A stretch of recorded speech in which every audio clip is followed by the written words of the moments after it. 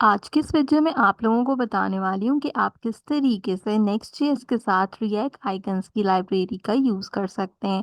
आपको अक्सर वेबसाइट्स के ऊपर डिफरेंट टाइप के आइकन्स का यूटिलाइजेशन करना होता है, तो आज की इस वीडियो के अंदर हम सीखेंगे कि आप किस तरीके से रिएक्ट आइकन्स का यूज़ करके एक प्रॉपर स्किल सेट कंटेनर यहाँ पे क्रिएट कर सकते हैं। आपको स्क्रीन पे एक अदद कंटेनर नज़र आ रहा है जिसमें आपको 5 टाइप की डिफरेंट यहाँ पर रिएक्ट आइकन्स लाइब्रेरीज नज़र आ रही हैं। तो इस तरीके से हम यहाँ पर क्रिएट आउट करना सीखेंगे एंड देखेंगे कि किस तरीके से दो एनिमेशंस को एक साथ मिलाया जाता है। एक कहलाती है टाइपराइटर इफेक्ट, जो कि हम ऑलरेडी आपको बता चुके हैं। अगर आपने वीडियो चेकआउट नहीं की तो डिस्क्रिप्शन में आपको लिंक मिल जाएगा।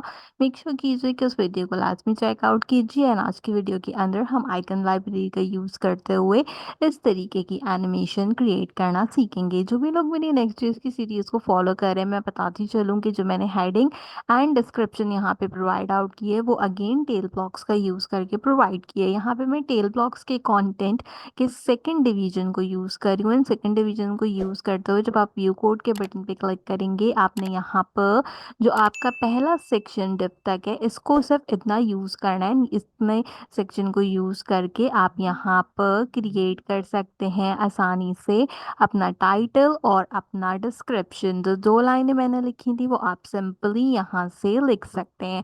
अब चलते हैं अपने मेन टॉपिक पे एंड अपने मेन टॉपिक के बारे में बात करते हैं, जो कि कहलाता है react icon libraries. React icon libraries basically आपके पास एक ऐसी लाइब्रेरी है जिसका यूज़ करके आप डिफरेंट टाइप के आइकन्स को यहाँ पर यूटिलाइज कर सकते हैं। तो इसके लिए हम सबसे पहला काम क्या करेंगे, इसकी इंस्टॉलेशन करेंगे। इंस्टॉलेशन की कमांड आपको ऑलरेडी प्रोवाइड आउट की गई है। आपने सिंपल इस कमांड को कॉपी करना, आप चाहें तो राइट क्लिक करके कॉपी कीजिए।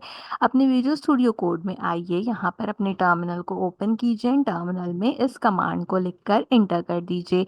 आप जैसे ही इसको लिखकर इंटर करेंगे, यहाँ पर आपके पास इसकी कंप्लीट जो डिटेल्स होगा वो ले आएगा। तो आप देखेंगे इसने यहाँ पर इसको कम्प्लीटली इंस्टॉल कर दिया है। इंस्टॉलेशन के बाद अब यहाँ पे आप जो है वो सबसे पहला काम क्या करेंगे, सबसे पहला काम हम ये करेंगे कि हम यहाँ पे एक अदद सेक्शन क्रिएट करेंगे ताकि हमारा सेक्शन क्रिएट आउट हो जाए। सेक्शन क्रिएट आउट होने के बाद हम उसमें डिप्लॉयमेंट करें। अब सेक्शन बनाया तो सबसे पहले एक अदद डिव भी बनाएंगे। एक अदद डिव बना के हम कुछ सीएसएस की प्रॉपर्टीज यहाँ पे अलॉट करेंगे। जैसे कि मैं यहाँ पे डिव के अंदर जो सीएसएस की प्रॉपर्टीज दे रही हूँ उसके अंदर मैं क्लास नेम का यूज़ करूँगी। एंड क्लास नेम का यूज़ करते हुए हम कुछ प्रॉपर्टीज को असाइन करेंगे। तो मैं यहाँ पे सबसे पहले जो है वो एक अदद कंटेनर बनाती हूँ, जिस कंटेनर के अंदर जो है मैं पी एक्स यहाँ पे देती हूँ 2। आप अपने अकॉर्डिंगली दे सकते हैं। मैंने जो ऊपर वाला कंटेनर बनाया था मैं उसी के अकॉर्डिंगली यहाँ पे चीज़ों को डिफाइन करी हूँ। पी वाई यानी कि पैडिंग जो है वो मैं 32 पिक्सल्स जो है वो वाई एक्सिस से प्रोवाइड आउट कर रही हूँ। इसके साथ साथ हमारा जो मैक्स रहेगा वो आप ऑटो रख सकते हैं। इसका मतलब होता है मार्जिन लेफ्ट ऑटो है और मार्जिन राइट जो है वो ऑटो है। ये अपने अकॉर्डिंगली खुद से इसको ऑटो कर लेता है। इसके बाद हम सिंपल फ्लेक्स का यूज़ करेंगे। तो जो मेरा फ्लेक्स रहेगा वो बेसिकली क्या रहेगा, वो बेसिकली यहाँ पे मेरे पास फ्लेक्स रैप रहेगा। फ्लेक्स रैप की प्रॉपर्टी क्या वर्क करती है, अगर आपको नहीं पता तो मेक श्योर कीजिए कि कमेंट सेक्शन में मुझे बताइए ताकि मैं आपको यहाँ पर बता दूं। इसके साथ साथ फ्लेक्स का जितना भी कंटेंट मुझे रखना है वो मुझे सेंटर अलाइन रखना है। तो मेरे जितने भी आइटम्स रहेंगे वो भी क्या रहेंगे, यहाँ पे सेंटर। ये वो बेसिक हमारे पास यहाँ पे चीज़ें जो कि हम प्रोवाइड कर सकते हैं। अब हमें यहाँ पे ना स्पेसिंग रखनी है। स्पेसिंग बेसिकली क्या है, मैं आपको यहाँ पे सबसे पहले बताती चलूँ। स्पेसिंग है कि ये जो हमने हमने ये जो आइकन्स क्रिएट किए हैं इसके बीच में आपको ये जो गैप दिखाई दे रहा है, आपने ये गैप कितना रखना है ईच आइकन के बीच में। तो मैं यहाँ पे इसके लिए क्या करूँगी, स्पेस की कमांड का यूज़ करूँगी। स्पेस की कमांड यहाँ पे आप अपने अकॉर्डिंगली रख सकते हैं। सबसे अच्छा स्पेस रहता है यहाँ पे 6 और 8, तो मैं 6 रखूँगी। अगर आप 8 रखना चाहें तो आप 8 भी रख सकते हैं, कोई प्रॉब्लम की बात नहीं है। इसके साथ जो हमारे टेक्स्ट रहेगा उसको हम यहाँ पे 2 एक्सएल के अंदर रखेंगे, क्योंकि जब हम उसको 2 एक्सएल पे रखते हैं तो वो 24 पीएक्स के ऊपर होता है, जो कि एक अच्छा यहाँ पर हमें हाइट प्रोवाइड करता है। तो यहाँ तक क्या हुआ कि मेरी हमारी जो बेसिक सेटिंग्स थी वो यहाँ पर कंप्लीट आउट हो गई हैं। अब हम सबसे पहले एक काम करेंगे और वो काम हम क्या करेंगे, वो काम हम ये करेंगे कि ये तो मेरा बेसिक जो पहला कंटेनर था वो क्रिएट हुआ। अब मुझे अपनी रिएक्ट लाइब्रेरी को यूज़ करना है, आइकन्स को क्रिएट करना है।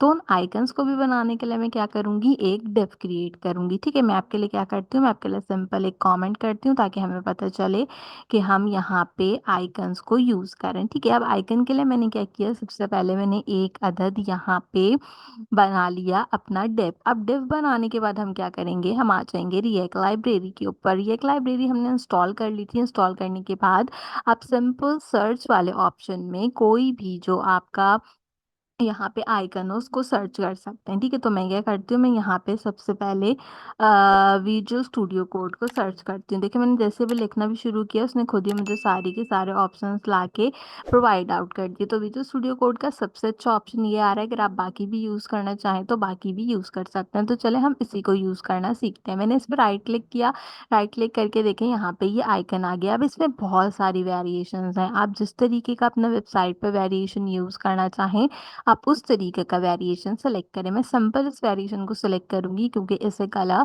ब्लू में खुद ही प्रोवाइड आउट करना आपको आज के इस वीडियो में सिखाऊंगी। आपने सबसे पहले अपना जो भी कोई आइकन है उसको सिलेक्ट करना है। सिलेक्ट करने के बाद यहाँ पे आपको एक कमांड दिख रही है कोड वाली, इस सिंपल कमांड को यहाँ से क्या कीजिए, कॉपी कीजिए, अपने वीएस कोड में आइए। वीएस कोड में आने के बाद टॉप पे जाकर इसको जहाँ पर आप सब चीज़ें इंपोर्ट करते हैं वहां पे इस तरीके से इसको इंपोर्ट कर दें। अब जैसे इंपोर्ट करेंगे ये यहाँ पे क्लियर नहीं होगा, उसका रीज़न ये है कि हमें नीचे भी सेम आइकन को इंपोर्ट करना है, बट आपने सबसे पहला काम यही करना है। इसके बाद आप वापस सबसे नीचे आ जाइए जहाँ पे आप अपना सेक्शन क्रिएट कर रहे थे। तो हम यहाँ पे सेक्शन क्रिएट कर रहे थे, मैं यहाँ आ गई हूँ। इसके बाद हमने क्या करना है, यहाँ से ये जो आपकी कमांड लिखी है आपने इस कमांड को सिंपल कॉपी करना है। कॉपी करके आपने यहाँ पे पेस्ट कर देना है, तो मेरा जो आइकन होगा वो यहाँ पे पेस्ट हो जाएगा। हम चल के देखते हैं कि क्या आइकन आ रहा है। तो देखें बिल्कुल आइकन यहाँ पर हमारे पास क्रिएट आउट हो गया। हाँ, वो अलग बात है कि इसके अंदर अभी हमने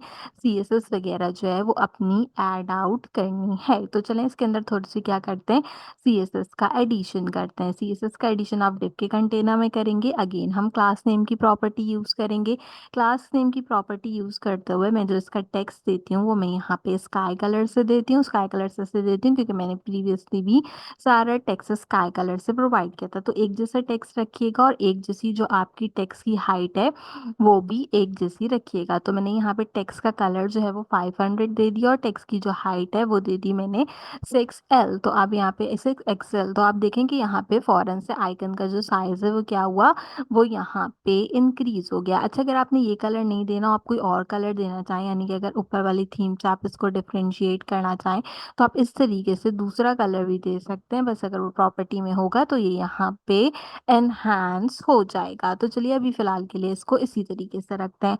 अब हमने क्या करना है, अब हमने बेसिकली यहाँ पे एक अदद जो हमारा लोगो था वो तो क्रिएट कर लिया। अब लोगो क्रिएट आउट करने के साथ साथ हमें क्या चीज़ करनी है, हमें लोगो क्रिएट आउट करने के साथ साथ यहाँ पर जो दूसरी चीज़ करनी है वो ये करनी है कि हमने इसका स्पैन देना है। अच्छा, अगर आप चाहें तो आप डायरेक्टली जो आपका डिव है आप उसके अंदर भी जो है वो इस सीएसएस की प्रॉपर्टी को दे सकते हैं। और अगर आप यहाँ पर सीएसएस की प्रॉपर्टी नहीं देना चाहें ना अपने डिव के अंदर तो आप यहाँ पर भी इसकी प्रॉपर्टी प्रोवाइड आउट कर सकते हैं। दोनों चीज़ों से कोई फर्क नहीं पड़ेगा, अभी भी वो इसी तरीके से रहेगा। लेकिन फ़ायदा क्या होगा, फ़ायदा ये होगा कि अब जब मैं यहाँ पे स्पैन प्रोवाइड आउट करूँगी तो टेक्स्ट और इमेज दोनों चीज़ें एक साथ आ जाएंगी। तो स्पैन में हम नॉर्मली क्या लिखते हैं, इसका नाम लिखते हैं। ठीक है, तो मैं सिंपल लिखती हूँ विजुअल स्टूडियो कोड। आप अपने अकॉर्डिंगली जो भी लिखना चाहें आप वो यहाँ पे लिख सकते हैं। तो देखिए मैंने सिंपल विजुअल स्टूडियो कोड लिख दिया। अब विजुअल स्टूडियो कोड जो है वो लिखा हुआ आ गया, लेकिन कलर वगैरह एंड बाकी की चीज़ें जो है वो ठीक नहीं है। तो उसके लिए क्या करते हैं, उसके लिए भी हम अपनी जो सीएसएस है उसका एडिशन करते हैं इसके अंदर। तो मैं सिंपल क्लास नेम देती हूँ।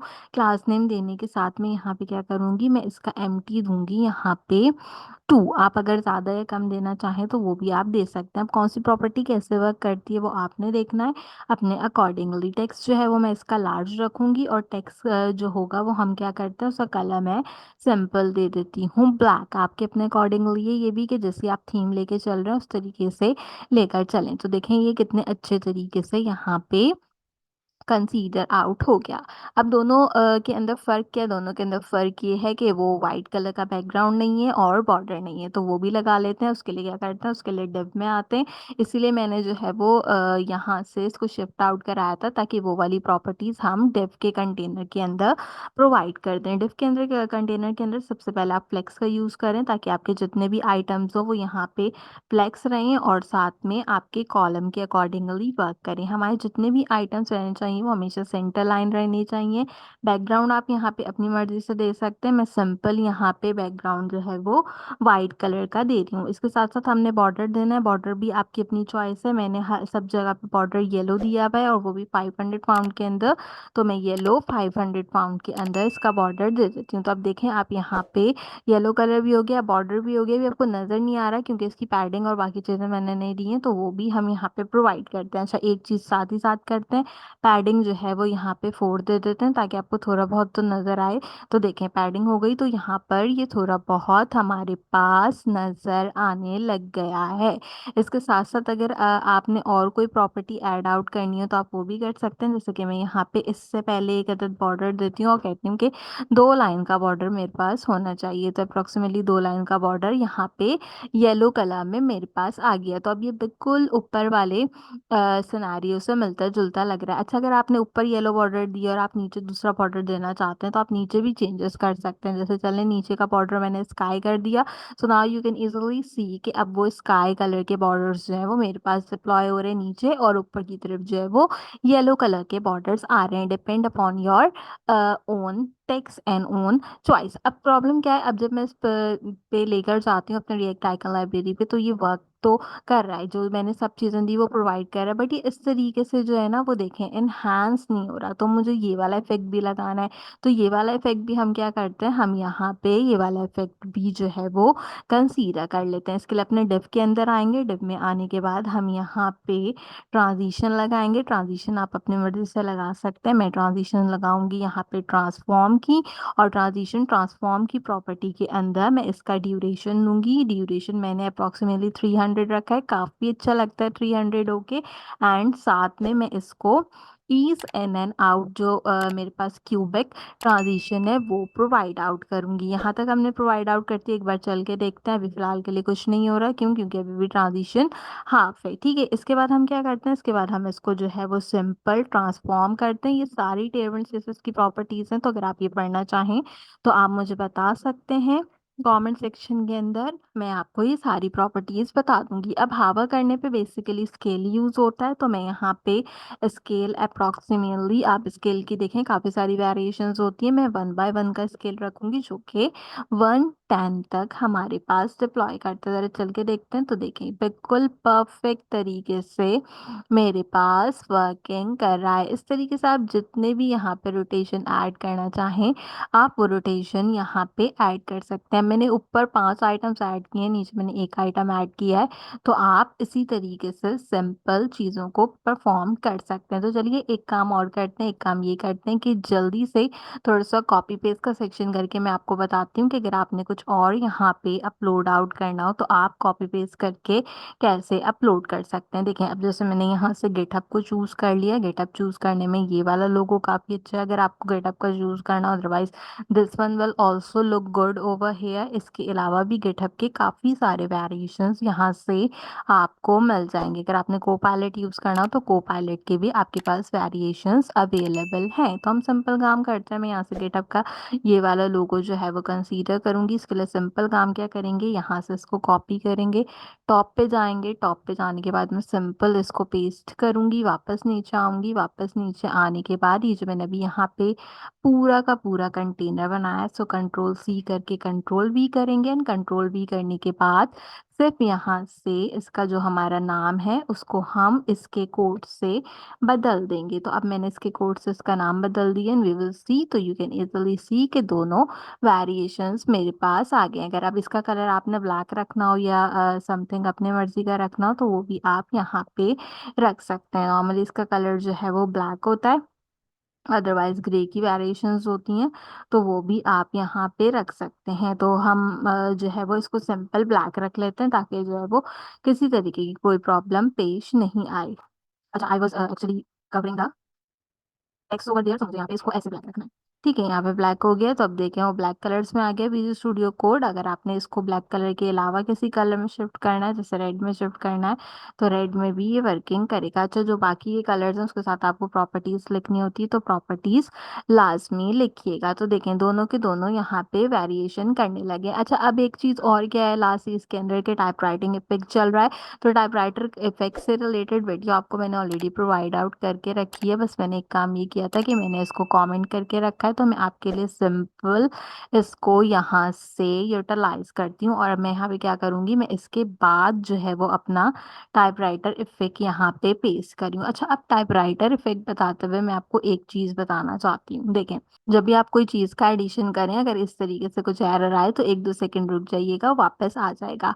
अब आप यहाँ पर देखें कि जो मेरे पास यहाँ पर डिप्लॉयमेंट चल रही है, उसमें क्या हो रहा है कि एक चीज़ जा रही है और एक चीज़ आ रही है। वो किस तरीके से आ रही है और किस तरीके से जा रही है। जो ऊपर वाली मैंने टाइपराइटर इफेक्ट क्रिएट किया, उसमें मैंने पहले टाइपराइटर इफेक्ट क्रिएट किया, बाद में मैंने लोगोज को क्रिएट आउट किया। जबकि जो नीचे वाली आपको डिव कंटेनर नज़र आ रही है, उसमें पहले मैंने लोगो क्रिएट किया और लोगो क्रिएट करने के बाद मैंने बाद में टाइपराइटर इफेक्ट को पुट आउट किया है। तो आपने भी सिंपल यही काम करना है, अगर आप लेफ्ट टू राइट जो है वो इस विजन को यहाँ पे चलाना चाहते हैं। तो अगर आप इस तरीके से क्रिएशन करना चाहते हैं ज़्यादा से ज़्यादा चीज़ों की, तो आप ज़्यादा से ज़्यादा चीज़ों की क्रिएशन इस तरीके से कर सकते हैं। अब आप इसमें और भी चीज़ें ऐड कर सकते हैं, जैसे कि ऊपर वाले तो हमने स्किल सेट्स ऐड ही करके रखे हैं, लेकिन इसके अलावा अगर आप डेवलपमेंट टूल के अंदर यहाँ पे नोड यूज़ करना चाहें, नेक्स्ट जेएस का लोगो या फ्रेमवर्क देना चाहें, इसके साथ साथ अगर आप नोट पैड का जो है वो यहाँ पे डिप्लॉयमेंट करना चाहें, तो वो भी आप यहाँ पे क्रिएट आउट कर सकते हैं। एक फाइनल